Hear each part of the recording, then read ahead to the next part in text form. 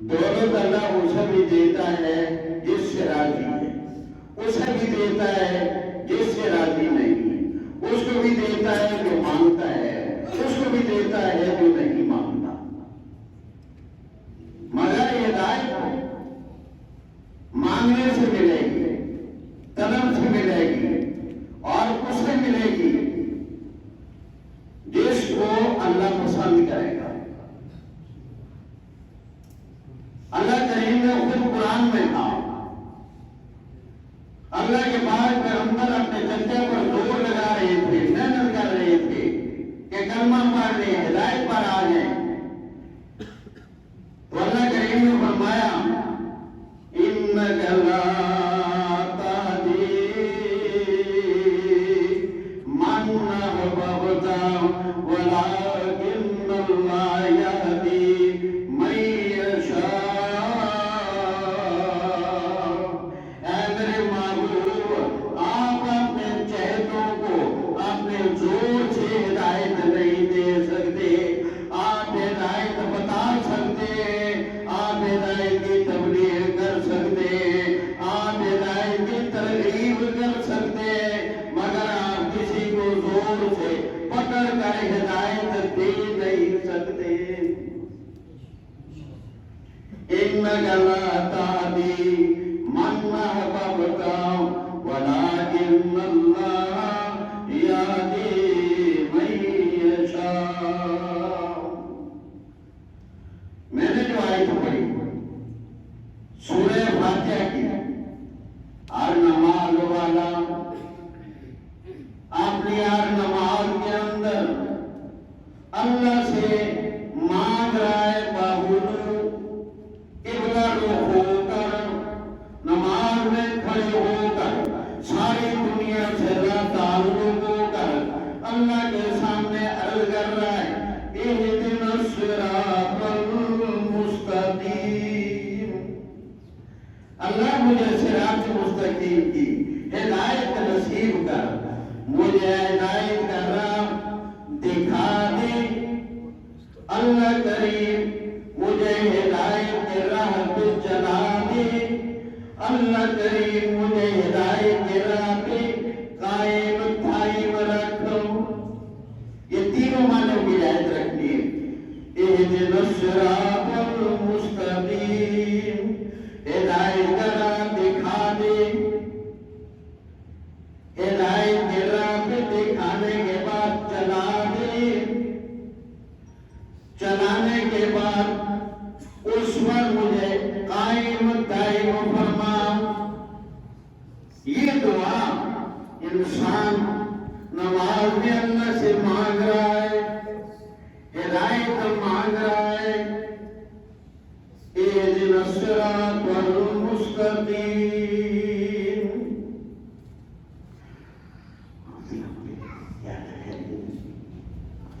اللہ کریم نے ہمارے لیے ہدایت کا انتظام کیا، اور تین چیزیں اللہ نے ہمیں ہدایت حاصل کرنے کے لیے نصیب کر دیا۔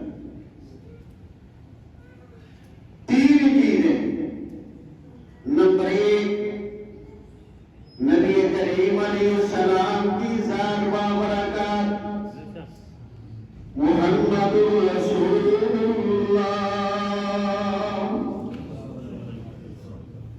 اللہ نے اپنے آخری پیغمبر رسول کو ہماری ہدایت کے لیے بھیج دیا۔ نمبر دو، قرآن مجید، إِنَّ هَٰذَا الْقُرْآنَ يَهْدِي لِلَّتِي هِيَ أَقْوَمُ۔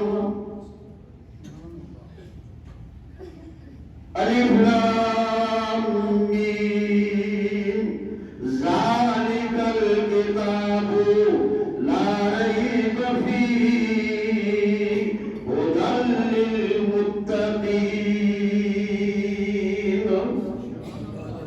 اللہ نے ہماری ہدایت کے لیے قرآن مجید کو نازل کر دیا۔ یہ دوسری چیز۔ تیسری، اللہ کریم نے ہماری ہدایت کے لیے صحابہ کرام کی جماعت کو منتخب کر دیا۔ فرمایا لوگوں یہ تین چیزیں، ایک اللہ کا رسول اور اللہ کا پاک پیغمبر، وہ ہمیں کیا بتائے گا، نصاب تعلیم کیا ہوگا، نصاب تبلیغ کیا ہوگا، نصاب ہدایت کیا ہوگا۔ اللہ کریم نے فرمایا وَإِنَّكَ لَتُلَقَّى الْقُرْآنَ،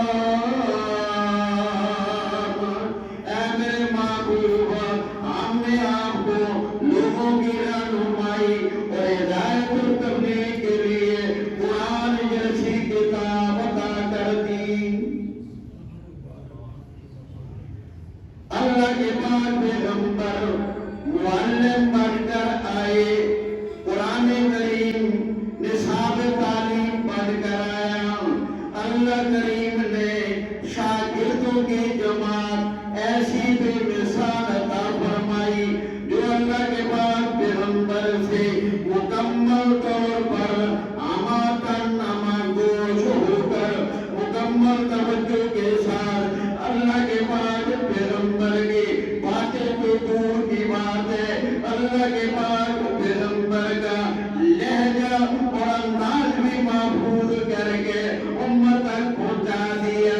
یہ بات بیان کرتے ہوئے اللہ کے پاک پیغمبر کا انداز کیا تھا، اللہ کے پاک پیغمبر کا لہجہ کیا تھا، اللہ کے پاک پیغمبر کا طرز گفتگو کیا تھا۔ آپ کی وضع، آپ کی کیفیت اور آپ کی حیث کس انداز کی تھی، اس انداز کے ساتھ تو گویا یہ تین سبب نبی کریم علیہ السلام مرسل من اللہ، اللہ کی طرف سے بھیجے ہوئے، اپنی مرضی سے نہیں آئے۔ 40 سال تک مکہ والوں میں رہے، آپ نے کوئی اعلان نہیں فرمایا۔ سارے صادق بھی مانتے تھے، امین بھی مانتے تھے، انگلی کوئی نہیں اٹھا سکتا تھا۔ اس لیے اللہ کے پاک پیغمبر نے اپنی نبوت اور رسالت کے اعلان کی تائید اور دلیل کے طور پر کوئی معجزہ پیش نہیں کیا پہلے مرحلے میں، اگرچہ اللہ نے بڑے معجزات، عجیب معجزات عطا فرمائے، مگر اللہ کے پاک پیغمبر نے لوگوں کے سامنے اپنے نبوت کی دلیل کے لیے اپنا کردار پیش کیا۔ لَقَدْ لَبِثْتُ فِيكُمْ عُمُرًا، میں نے تمہارے اندر 40 سال کی زندگی گزار دی، بتاؤ میرا کردار تمہارے اندر کیسا رہا؟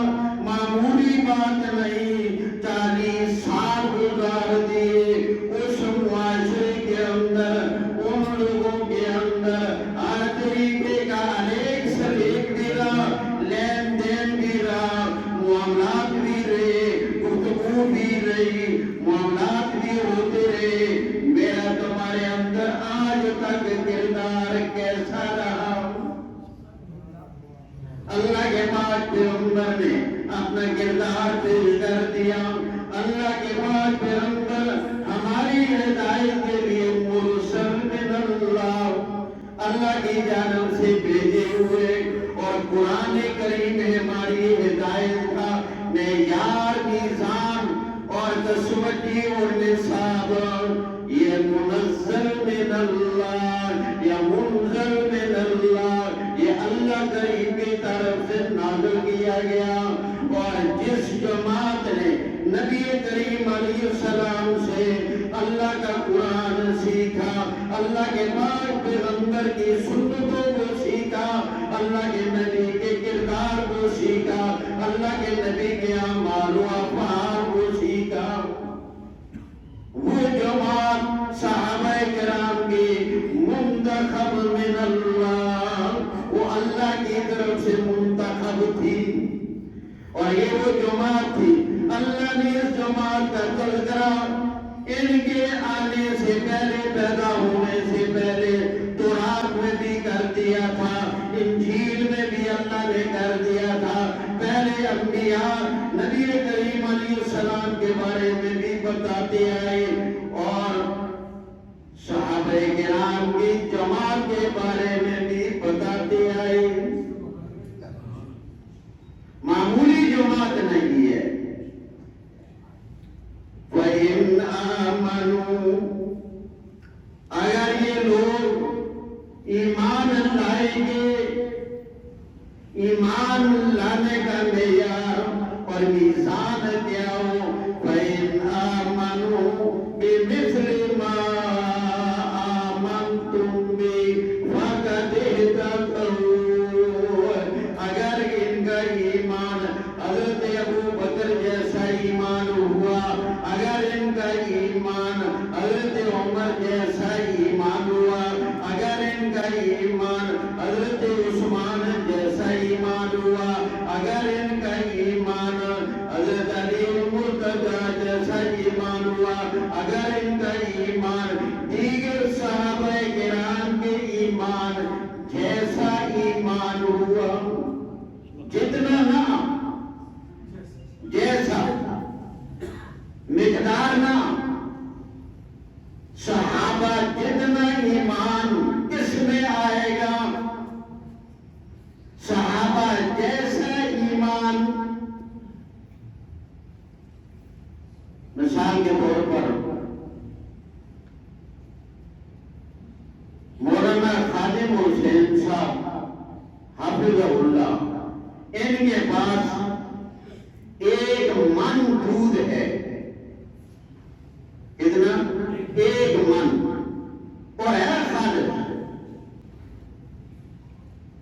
وہ خالص جس کا رب نے قرآن میں ذکر کیا، وَإِنَّ لَكُمْ فِي الْأَنْعَامِ لَعِبْرَةً نُسْقِيكُم مِّمَّا فِي بُطُونِهِ مِن بَيْنِ فَرْثٍ وَدَمٍ لَبَنًا خَالِصًا سَائِغًا لِلشَّارِبِينَ۔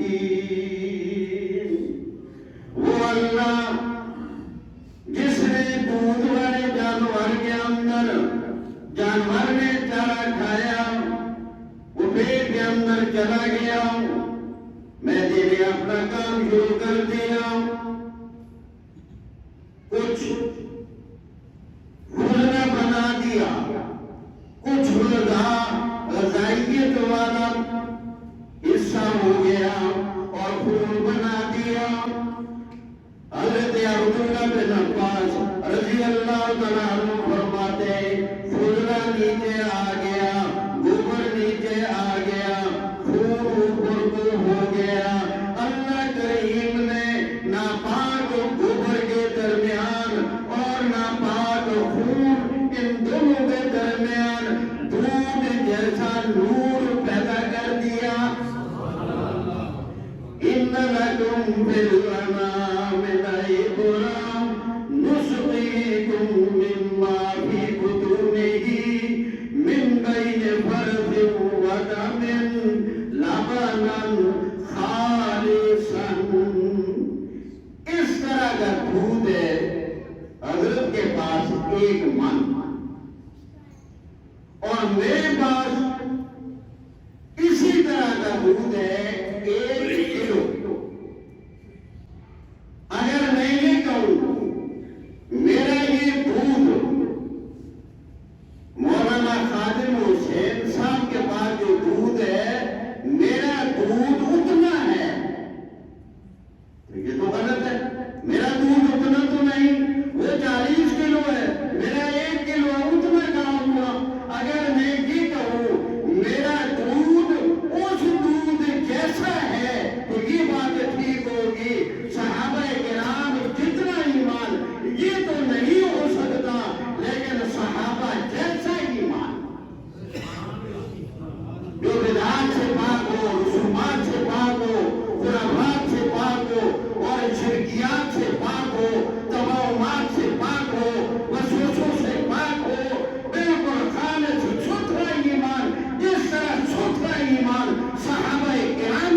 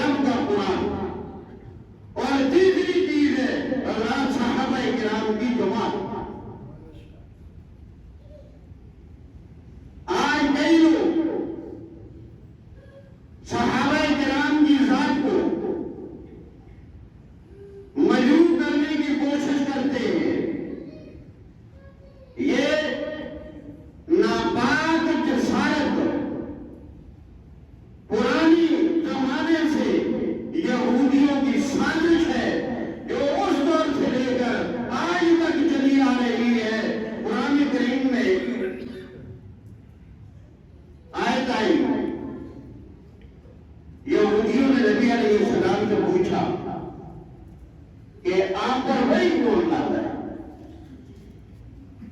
آپ نے فرمایا وہی جبرائیل علیہ السلام کا. یہی تو بات ہے، ہم تب ہی تو آپ کا لایا ہوا دین اور آپ کی لائی ہوئی کتاب مانتے نہیں کہ آپ پر وہی لانے والا کون ہے؟ جبرائیل. کیونکہ اس کی ہمارے ساتھ، ہماری اس کے ساتھ بنتی نہیں. وہ ہمیشہ ہمارے لیے پریشانی والے پیغامات لاتا رہا. اب یہ بات کہہ کر انہوں نے دین کا انکار کر دیا در پردہ کہ ہم اس دین کو نہیں مانتے، کیونکہ اس کو لانے کا جو واسطہ ہے درمیان میں جبرائیل امین، اس کو مجروح کیا جائے. جب جبرائیل مجروح ہو جائے گا پیغمبر کی ذات مجروح ہو جائے گی. جب جبرائیل مجروح ہو جائے گا قرآن مجروح ہو جائے گا. جب قرآن مجروح ہو جائے گا اسلام مجروح ہو جائے گا تو یہ عبارت ہی ختم ہو جائے گی. آج وہی یہودی سازش اصحاب رسول کو مجروح کرنے کی کوشش کی جا رہی ہوتی ہے. یہ معمولی بات نہیں. صحابہ عام انسانوں کی طرح گویا ایمانی اعتبار سے نہیں، وہ تو ایمان کا معیار ہے، وہ تو ایمان کا نظام ہے، وہ تو ایمان کی کسوٹی ہے. اللہ کہتا ہے اگر تمہارا ایمان بھی ان جیسا ایمان ہوا تو تب قبول ہوگا.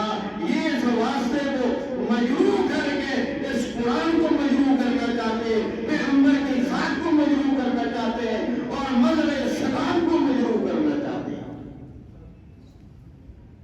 لہذا یہ دین ہماری ہدایت کے بنیادی معیار میں ان کو مضبوطی سے تھامنا ہوگا.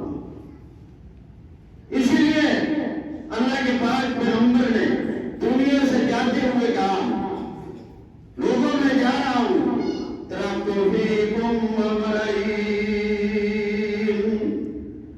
میں جا رہا ہوں تمہیں دو چیزیں دے کے جا رہا ہوں. کتاب اللہ، ایک میں تمہیں اللہ کی کتاب حوالے کر کے جا رہا ہوں، وسنتی، اور دوسرا میں اپنی سنت. اس لیے کہ میری سنت کے بغیر قرآن کا بھی تمہارا عمل، تمہاری سمجھ نہیں ہو سکتی. قرآن میں اللہ نے فرمایا اقیموا الصلاۃ، نماز پڑھو.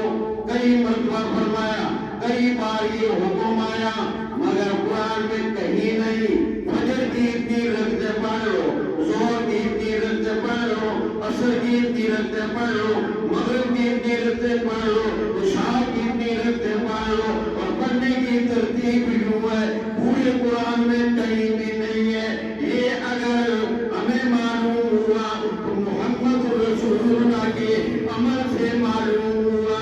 اور اللہ کے بعد پیغمبر کا یہ عمل نماز والا کہ اللہ کے نبی نے ایسے نماز پڑھی، یہ ہم تک کیسے پہنچے اور دنیا تک کیسے پہنچے اور قیامت تک کیسے پہنچے گی. یہ حضرات صحابہ کرام کے عمل، صحابہ کے بتانے سے. نبی کریم علیہ السلام کا سب سے لمبا سفر وہ تبوک تک ہوا ہے. اب اسلام پوری دنیا میں پھیلا ہوا ہے اور اس زمانے بھی تبوک سے آگے اس سے زیادہ مسافت تک اسلام پہنچ چکا تھا. اور وہاں کیسے پہنچا؟ اللہ کے بعد پیغمبر تو نہیں گئے تھے، وہاں حضرات صحابہ کرام نے جا کر بتایا کہ لوگوں یہ ہے اللہ کا پیغمبر، یہ ہے قرآن اور قرآن کے یہ احکامات ہیں. تو آج پوری دنیا میں اسلام پیدا ہوا ہے. اس پھیلنے کا سبب پہنچانے والے دائی اور مبلغین وہ حضرات صحابہ کرام. میں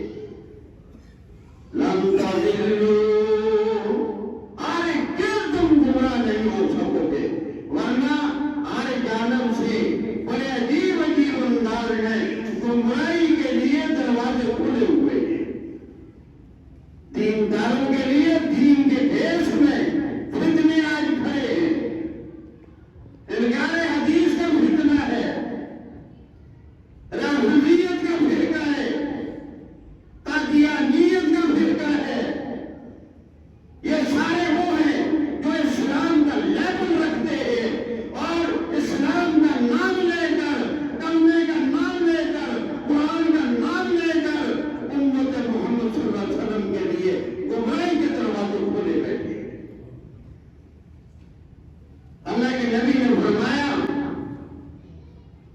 اگر قرآن سے تعلق کمزور ہو جائے گا، میری سنت سے تعلق کمزور ہو جائے گا، پھر تمہارے لیے گمراہی کے فتنوں کے دروازے اسی عنوان اور اسی وجہ میں اور اسی بیس میں کھلے ہوئے ہیں، پھر تم گمراہی پہ جا پڑو گے۔ اگر قرآن سے مضبوطی سے رہے، اس کو پڑھتے رہے، سیکھتے رہے، اس سے ہدایت لیتے رہے، علماء کے ساتھ جڑے رہے اور میری سنت کے ساتھ جڑے رہے، پھر کوئی تمہیں گمراہ نہیں کر سکے گا۔ نبی کریم علیہ السلام نے فرمایا میں یعیش منکم، اگر تم میں سے کوئی میرے پاس بات آپ نے پیشن گوئی کی فرمائی زندہ رہا فسیرا اختلافا کثیرا، وہ بہت زیادہ اختلافات دیکھے گا، دین کے اندر مسائل کے اندر اختلافات اور الجھا کر رکھ دیا جائے گا لوگوں کو، ایسا دور آ جائے گا۔ اور آپ صحابہ کرام نے پوچھا کہ اللہ کے پاک پیغمبر ایسے دور میں ایسے وقت میں ہمارے لیے کیا ہدایت ہے، ہم کیا کریں؟ اللہ کے نبی نے فرمایا علیکم بسنتی وسنت الخلفاء الراشدین المہدیین، اور ایک جگہ فرمایا کئی دروازے فتنوں کے کھل جائیں گے، فرمایا کئی گروہ بن جائیں گے،